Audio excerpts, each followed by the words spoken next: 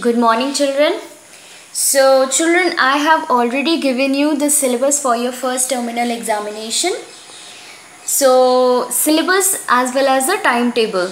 Timetable यानी कि किस किस तारीख को आपका कौन कौन सा एग्ज़ाम होगा, एंड सिलेबस यानी कि कौन कौन से सब्जेक्ट से आपको क्या क्या पोर्शन पढ़ना है, तैयारी करनी है, किन किन पेजेस की, तो पेज नंबर वाइज मैंने आपको दिया है।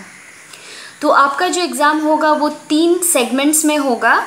रिटन होगा पहले, उसके बाद ओरल होगा और आखिर में होगा आर्ट का पोर्शन होगा। ओके, आर्ट जिसमें मैंने ड्राइंग और हैंड राइटिंग को रखा है। तो आज मैं आप लोग को कुछ चीज़ें बताने वाली हूँ जो आप अभी के लिए, इनफैक्ट फ्यूचर के लिए भी आपको काम में आएगा, और कुछ टिप्स एंड एडवाइजेस मैं इस एग्ज़ाम जो ऑनलाइन होने वाला है कैसे होगा उसके ऊपर थोड़ा सा आपको मैं बताऊंगी। तो बच्चों, हम लोग एग्ज़ाम क्यों लेते हैं या फिर आप लोग एग्ज़ाम क्यों देते हैं? तो कुछ स्किल्स को टेस्ट करने के लिए हम लोग एग्ज़ाम्स देते हैं। इतना जो हम लोग डेली क्लासेस कर रहे हैं, मैम पढ़ा रही हैं, हम लोग पढ़ रहे हैं, तो एग्ज़ाम के टाइम में हम लोग किन चीज़ों पे हम लोग देखते हैं कि तैयारी कितनी है। सो फर्स्ट इज़ रीडिंग, मतलब पढ़ना आता है कि नहीं। ओके, राइटिंग, लिखना आता है कि नहीं। लिसनिंग, सुनते हैं कि नहीं अच्छे से। सुनने का मतलब ये नहीं कि आपका कान ठीक है कि नहीं, नो, नॉट दैट। सुनना मतलब बहुत बच्चे इस हड़बड़ी में रहते हैं कि कितनी जल्दी जवाब देना है, सवाल ठीक से नहीं सुनते हैं। So specially during your oral exam, जब हम लोग ओरल एग्ज़ाम लेते हैं तो उसमें हम देखते हैं कि बच्चा पूरा सवाल ठीक से सुन रहा है कि नहीं, उसे समझ के सही जवाब देना, दैट इज़ लिसनिंग। ओके, जो आजकल बहुत कम होता जा रहा है कि कोई सुनना नहीं चाहता। So you have to learn that skill of listening correctly. The entire question सुनना है, उसके बाद समझ के सही जवाब देना है। नेक्स्ट इज स्पीकिंग, बोलते हैं कि नहीं अच्छे से। So which language you are talking in, किसी भी जो भी भाषा में आप बात कर रहे हो, इफ़ इट इज़ इंग्लिश, अगर इंग्लिश में बात कर रहे हो तो उसका प्रोनाउंसिएशन आ जाएगा, उसमें उच्चारण आपका सही है कि नहीं हर शब्द का। एंड बोलने का तरीका, हर भाषा को बोलने का एक कायदा होता है, एक तरीका होता है। So are you able to follow that और नॉट। तो रीडिंग, पढ़ना, लिखना, राइटिंग, लिसनिंग, सुनना अच्छे से, स्पीकिंग, बोलना, and last but very important, creativity. तो हम लोग ज़्यादातर इन्हीं चीज़ों पे ध्यान देते हैं। स्पीकिंग तक ये ज़रूरी है, डेफिनेटली ज़रूरी है, बट उसके साथ साथ ज़रूरी है क्रिएटिविटी, जो मैं शुरू से बोलते आ रही हूँ आप लोग को as much as possible online classes के द्वारा, कि क्रिएटिविटी को मिस मत कीजिएगा। वाई? क्योंकि अक्सर हम लोग सुनते हैं कि टीचर्स, मम्मी पापा सब यही कहते हैं कि बच्चे अच्छे से पढ़ो, अच्छे से मेहनत करो, हार्ड वर्क करो तो अच्छे नंबर्स आएंगे। Definitely hard work is there, hard work तो करना ही है, उसका कोई सब्स्टिट्यूट नहीं है, बट हार्ड वर्क के साथ ज़रूरी है स्मार्ट वर्क। स्मार्ट वर्क क्या हो गया? हमने मेहनत तो अच्छे से कर लिया, लेकिन जब हमको उसको पेपर में उतारना हुआ या फिर प्रेजेंट करना हुआ बोलकर, तो हम क्या चीज़ मिस कर जाते हैं? क्रिएटिविटी मिस कर जाते हैं। तो मेहनत को अगर हम सही ढंग से, सही कायदे से अगर हम प्रेजेंट नहीं करते हैं तो मार्क्स मिलना पॉसिबल नहीं है। जितने अच्छे मार्क्स आपको आने चाहिए थे उतने मार्क्स आपको नहीं मिलते हैं, और ज़्यादातर बच्चे इसी बात का कंप्लेंट करते हैं, मैंने मेहनत तो बहुत करी थी लेकिन मेरे को मार्क्स इतने नहीं आए। क्यों? क्योंकि आपने स्मार्ट वर्क मिस कर दिया, आपने क्रिएटिविटी मिस कर दिया, मेहनत को किस तरीके से आपको प्रेजेंट करना है वो मिस कर दिया। तो ये चीज़ मैं आपको इसलिए बता रही हूँ अभी, क्योंकि अभी से इसकी आप प्रैक्टिस करोगे तो आगे फ्यूचर क्लासेस में, हायर क्लासेस में जाके आपको प्रॉब्लम नहीं होगा, जहाँ पे आपको ज़्यादा से ज़्यादा लिखना पड़ेगा, ज़्यादा से ज़्यादा आपको प्रेजेंट करना पड़ेगा। ओके, तो क्रिएटिविटी में क्या आ जाएगा? क्रिएटिविटी में हैंड राइटिंग इज़ मस्ट, क्योंकि बहुत बच्चे सही आंसर्स तो लिखते हैं लेकिन आंसर का शीट देखते ही साथ हेडेक हो जाता है, हैंड राइटिंग इतनी ख़राब होती है।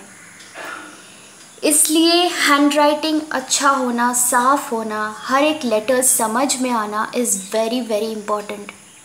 ओके, एंड नेक्स्ट इज़ कि क्वेश्चन नंबर्स, सही क्वेश्चन नंबर्स सही तरीके से गैप दे देकर लिखना, ठीक है, एक एक लाइन छोड़ के लिखना सफाई के साथ, that also comes under presentation and your creativity. कि आपका पेपर लेते ही साथ टीचर का एकदम दिल खुश हो जाए कि बच्चे ने कितने अच्छे से लिखा है। बट इसका मतलब ये भी नहीं कि आपने एकदम साफ साफ हैंड राइटिंग में सब उल्टा पुल्टा लिखा है, ऐसा नहीं है। So hard work and smart work goes together. Okay, and next drawing पे मैं इसलिए इतना आपको बोलती हूँ कि बच्चे साथ ही साथ ड्राइंग भी थोड़ा करते रहो, क्योंकि आगे जाके आप कोई भी सब्जेक्ट्स ले लो, चाहे आप आर्ट्स, साइंस, मैथमेटिक्स, कोई भी सब्जेक्ट ले लो, you have to do some kind of drawing in your higher classes. Okay, तो उस चीज़ का प्रैक्टिस आप अभी से नहीं करोगे, so you're going to face a lot of problem later in your life. Okay, so usually parents आके मुझे बोलते हैं कि टीचर ड्राइंग की क्या ज़रूरत है, ड्राइंग लेके थोड़ी ना करियर बनाना है, ये दिस एंड दैट। तो ड्राइंग लेके करियर अगर आपको नहीं भी बनाना है, आपके स्टडीज़ में भी आपको ड्राइंग की ज़रूरत है। You need to draw figures, you need to draw shapes, you need to draw diagrams for your geography, for your biology, for your chemistry, for physics, whatever subjects you say. Okay, आप एक answer के साथ एक छोटा सा अगर आप drawing कर दोगे, एक छोटा सा साफ सा डायग्राम ड्रॉ कर दोगे, so you going to get good marks, you going to earn marks. Okay, so ये चीज़ मैं आपको समझा रही हूँ so that it helps you later in your life and practice it from now on. Okay, now quickly moving on to some tips for your examination. So as you all know this is going to be your online examination, online exam होगा। तो the first thing is I am going to send you the question papers. जो question paper मैं बनाऊँगी वो मैं आपको 8:30 AM के अंदर सुबह मैं आपको भेज दूँगी। If there is a network problem और connectivity problem, I try to send it as soon as possible. Okay, अगर मैं 8:30 बजे के अंदर नहीं भी भेज पाए तो I try to send it by 9 और 10, वो मैं आपको व्हाट्सएप ग्रुप में बता दूँगी।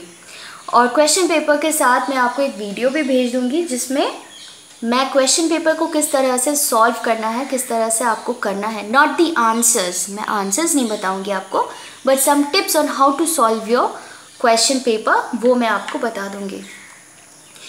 द सेकेंड थिंग इज़ जब से आप क्वेश्चन पेपर सॉल्व करना शुरू करो, टाइम योरसेल्फ, अपने आप को टाइम कर दो कि 1 घंटे में मुझे ये क्वेश्चन पेपर सॉल्व करना है। क्योंकि आप घर से कर रहे हो तो ट्राई टू डिसिप्लिन योरसेल्फ कि एक बार में बैठ के आपको क्वेश्चन पेपर सॉल्व करना है।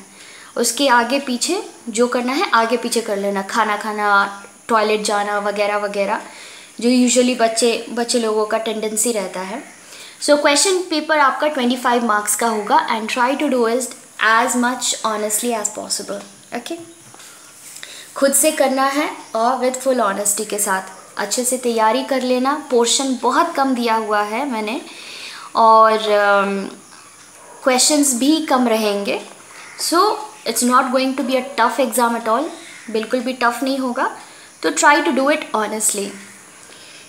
Okay, and the next thing is after you finish your exam ख़त्म करने के बाद click photos and send to me by 12 PM। तो 12 बजे से पहले, दिन के 12 बजे से पहले आपको अपने सारे आंसर्स का अच्छे से फ़ोटो निकाल के मुझे भेजना है। Okay, and the last thing is try two by a thin copy for your first terminal exam. एक पतली सी ऐसी लाइन वाली, सिंगल लाइन वाली कॉपी आप खरीद लेना अपने फर्स्ट टर्मिनल एग्ज़ाम के लिए। So that's it children. all my tips and advices to you, and I wish you all the best. And last thing, this week I'm going to just practice worksheets with you. Okay तो जो भी आपका syllabus है उसके ऊपर मैं आपको worksheets practice करवाऊंगी. अभी मैं कोई भी नया चैप्टर्स आपको नहीं पढ़ाऊंगी, सिर्फ जो पोर्शन मैंने आपको दिया है उसके ऊपर मैं आपको एक्सरसाइजेस करवाऊंगी. Okay, so wish you all the best children and thank you.